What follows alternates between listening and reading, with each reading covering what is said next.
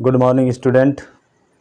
आज हम लोग कक्षा 8 का गुणनखंड पढ़ने वाले हैं और गुणनखंड का टाइप 2 पढ़ेंगे। कक्षा 8 का गुणनखंड टाइप 2 हम लोग एक वीडियो में टाइप 1 पढ़ चुके हैं। उसी का अगला श्रेणी को आगे बढ़ाते हुए कुछ बातें हम लेकर के आए हैं आप लोगों के बीच। बहुत ही ध्यान से आप लोग देखें और समझें इसको। चलिए बात न करते हुए हम लोग पढ़ाई की शुरुआत करते हैं और ये पहला क्वेश्चन देखते हैं। गुणनखंड में ये पहला क्वेश्चन है 7x माइनस 42। 7x माइनस 42 इसका सॉल्यूशन लेते हैं। सबसे पहले 7x को अभाज्य गुणनखंड में तोड़ते हैं। तो 7x का अभाज्य गुणनखंड क्या होगा? 7 गुना x। 7 गुना x इसी में टूटेगा और इससे छोटा यह नहीं टूट सकता है। चलिए इसके बाद हम ये 42 को तोड़ते हैं 42 को। तो 42 का जब हम अभाज्य गुणनखंड करेंगे तो ये देखिए किस में टूटता है? 2 गुना 3 गुना 7।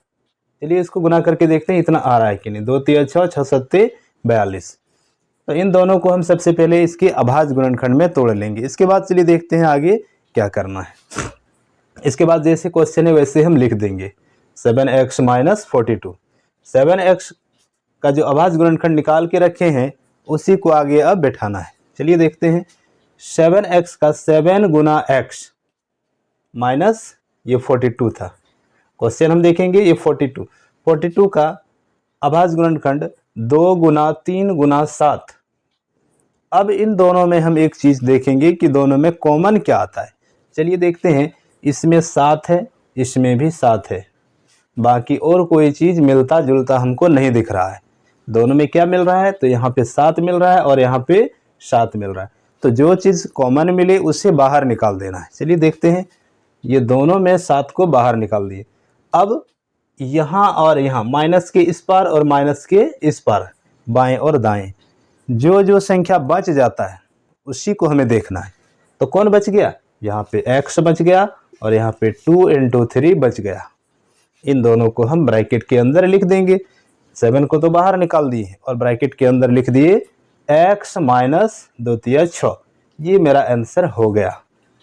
चलिए पहली बात क्लियर हो गई होगी जहाँ तक हमें समझ में आ रहा है कि आप लोग पहला सवाल समझ गए। इसी कड़ी को देखते हैं आगे। ये दूसरा सवाल, एक और सवाल पर हम लोग डिस्कस करते हैं। 6p माइनस 12q ये p और q के रूप में है। 6pq का चलिए अभाज्य गुणनखंड करते हैं। 2 गुना 3 गुना p। 2 3 6 हो गया और ये p 6p। इसी तरह 12q यानी 12q का हम लोग अभाज्य गुणनखंड करेंगे। 12q कैसे होगा? 2 गुना 2 गुना 3 12 हो गया। 2 दूनी 4 4 तिया 12 और ये q तो 12q हो गया। अब फिर से जो क्वेश्चन है उसी को हम लिख देंगे यहाँ पे 6p माइनस 12q। 6p का जो अभाज्य गुणनखंड निकाल के रखे थे उसी को यहाँ बैठाएंगे। 2 गुना 3 गुना p 2 गुना 3 गुना p। अब बीच में जो चिन्ह था वही चिन्ह हम यहाँ भी देंगे। माइनस चिन्ह था माइनस देंगे, प्लस रहता तो प्लस देते। माइनस 12q 12 का कितना निकाले हैं? 2 गुना 2 गुना 3 और q 2 गुना 2 गुना 3 और q। अब हम क्या बोले थे कि माइनस चिन्ह के दाएं और बाएं क्या क्या मिल रहा है उससे हमें देखना है। तो चलिए क्या क्या मिल रहा है? इधर 2 गुना 3 मिल रहा है, इधर भी 2 गुना 3, दोनों तरफ 2 गुना 3 2 गुना 3 मिल रहा है। तो जो मिलता है उसे ब्रैकेट से बाहर रखते हैं। तो 2 गुना 3 मिल गया यहाँ से और यहाँ, दोनों को हम ब्रैकेट के बाहर रख दिए जो दोनों में मिला। अब क्या बच गया वो चीज हमें देखना है। यहाँ p बच गया और यहाँ 2 और ये q बच गया। इसी चीज को यहाँ पे हम ब्रैकेट के अंदर लिख देंगे। तो 2 और 3 तो दोनों में मिला है, उसको बाहर कर दिए और इसमें p बच गया और इसमें 2q बच गया। यहाँ से 2 और यहाँ से q, इन दोनों को गुना करके यहाँ लिख दिए। चलिए अब देखते हैं। ये बाहर का 2 गुना 3 6 हो गया और अंदर में बचा p माइनस 2q और ये मेरा आंसर हो गया। हम आशा करते हैं ये दूसरा सवाल भी आप अच्छे से तरीके से समझ गए हैं। चलिए इसी कड़ी को और आगे बढ़ाते हुए हम और एक सवाल समझाएंगे जो आपकी नॉलेज को और बढ़ा देगा। चलिए बच्चों तो देखते हैं ये तीसरा सवाल।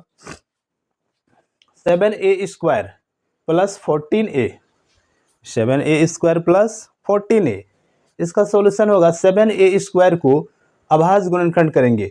7 गुना a 7a स्क्वायर हो गया और 14a के बदले क्या लिखेंगे अभाज्य गुणनखंड में? तो 2 गुना 7 14 हो गया, और a था, इसको गुना में a अलग से लिख दिए।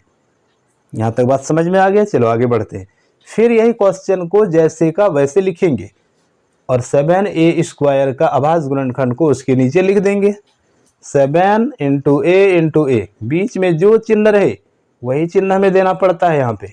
तो यहाँ प्लस था तो हम प्लस का यूज कर दिए हैं। आगे देखेंगे, ये 14a है, 14 मतलब 14a हुआ, 2 गुना 7 14 बन गया और a। अब देखेंगे प्लस के दाएं और बाएं क्या क्या मिल रहा है। तो क्या क्या मिल रहा है, यहाँ पे 7 इंटू a मिल रहा है, यहाँ भी 7 इंटू a मिल रहा है। तो जो जो मिल रहा है उसे हम बाहर कर देते हैं। यहाँ से 7a, यहाँ से 7a लिख दिए। मिलने वाला में बाहर लिखते हैं और 2 बार नहीं लिखेंगे। कॉमन का अर्थ होता है कि दोनों में से किसी, दोनों के बदले एक ही चीज को लिखना है। अब जो जो बच जाता है, यहाँ a बचता है और यहाँ 2 बचता है, प्लस के बाएं तरफ a और दाएं तरफ 2, तो उसी चीज को ब्रैकेट के अंदर लिख देते हैं हम लोग। और ये 7 इंटू a 7a हो गया और ब्रैकेट के अंदर a प्लस 2 हो गया। और ये इस तरह से मेरा ये तीसरा सवाल का आंसर आ गया। तो बच्चों हम आशा करते हैं कि ये तीसरा सवाल भी आप लोग समझ गए होंगे। और इस कड़ी को और थोड़ा लंबा करते हुए, वीडियो थोड़ा लंबा हो जा रहा है क्योंकि हम ये 4 सवाल लिए हैं। मेरा मकसद है कि आपके ज्ञान को और ताज़ा कर दें। आपने पहला कड़ी अगर नहीं देखा है तो मेरे पहला वीडियो को देखेंगे, गुणनखंड वाला, और ये दूसरा वीडियो है। चलिए देखते हैं चौथा सवाल। ये हो गया -16z प्लस 20z का क्यूब, z पर पावर क्यूब। यहाँ पर माइनस दिया हुआ है। ये इस तरह के सवाल हम पहले वाले वीडियो में भी बताए थे। जब पहले माइनस दिया रहे तो उसको -1 अलग कर देते हैं, माइनस हटाने के लिए -1 लिख देंगे, बाकी जो चीज़ मेरा बच जा रहा है सब प्लस में दिखे। तो देखिए -16z के बदले हम क्या लिखते हैं, 16 को तोड़ दिए, -1 गुना 4 गुना 4 गुना z, ये हो गया मेरा -16z। ये -1 क्यों दिए, क्योंकि हमको ये सब चीज़ प्लस में मिले, इसलिए पहले ही माइनस को हम साइड कर देते हैं।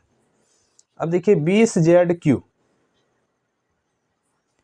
20z को कैसे लिखेंगे, 4 इंटू 5 20 हो गया, और z क्यू का मतलब होता है कि z को 3 बार लिखना। तो चलिए हम लिख देते हैं 1 2 3, ये z 3 बार लिख दिए। अब दोनों का अभाज्य गुणनखंड हम निकाल लिए हैं। चलिए अब इसकी आगे देखते हैं कैसे होता है। तो आगे देखिए, क्वेश्चन को हम बताए थे कि जैसा क्वेश्चन रहेगा उसको अब लिखना है। तो -16z प्लस 20z क्यूब, तो -16 के बदले क्या निकला था, -1 into 4 into 4 into z, plus 20z cube के बदले 4 into 5 into z into z into z, ये z है, आप इसको 2 ना समझें, z।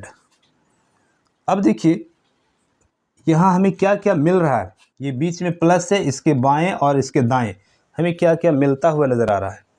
तो यहाँ पे मिल रहा है 4z और यहाँ पर भी मिल रहा है एक 4 यहाँ से और एक z ये वाला ले रहे हैं 4z। इसके अलावे और कोई हमें कॉमन नहीं दिख रहा है इन दोनों में। तो ये 4 और z को बाहर निकाल दिए गुना करके, 4z हो गया। तो अंदर में क्या बच गया, यहाँ पर -1 इंटू 4, -4 बच गया। यहाँ तक समझ में आ गया। बीच में प्लस का चिन्ह था, प्लस दे देंगे। इसके बाद यहाँ देखेंगे क्या बच रहा है, यहाँ मेरा एक 5 बच रहा है और 2z बच रहा है। तो 5 इंटू z इंटू z, जो बच गया उसको ब्रैकेट के अंदर लिख देना है। बचे हुए अवशेष भाग को हम ब्रैकेट में लिखेंगे, जो कॉमन मिल जाता है उसे बाहर निकाल देते हैं। तो देखिए 5 इंटू z 5z² हो गया। अब यहाँ आगे माइनस था, हमें थोड़ा सा असुविधा लग रहा है, तो इस माइनस वाले पार्ट को पीछे ले जाते हैं और आंसर लिख देंगे। 4z बाहर में जैसे था वैसे लिख दिए, 5z² -4, ये -4 वाले सेक्शन को पीछे कर दिए और प्लस वाले को आगे, ताकि देखने में सुविधा लगे, अच्छा लगे। और ये मेरा फाइनल आंसर निकल गया। तो बच्चों हम आशा करते हैं कि ये वीडियो आपको अच्छा लगा होगा। इसका नाम है गुणनखंड पार्ट 2 टाइप 2, और इससे बहुत ज़्यादा चीज़ें आपको सीखने को मिली होंगी। इस कड़ी को हम आगे फिर बढ़ाएंगे, तब तक आप इसी को देखें और समझें। धन्यवाद।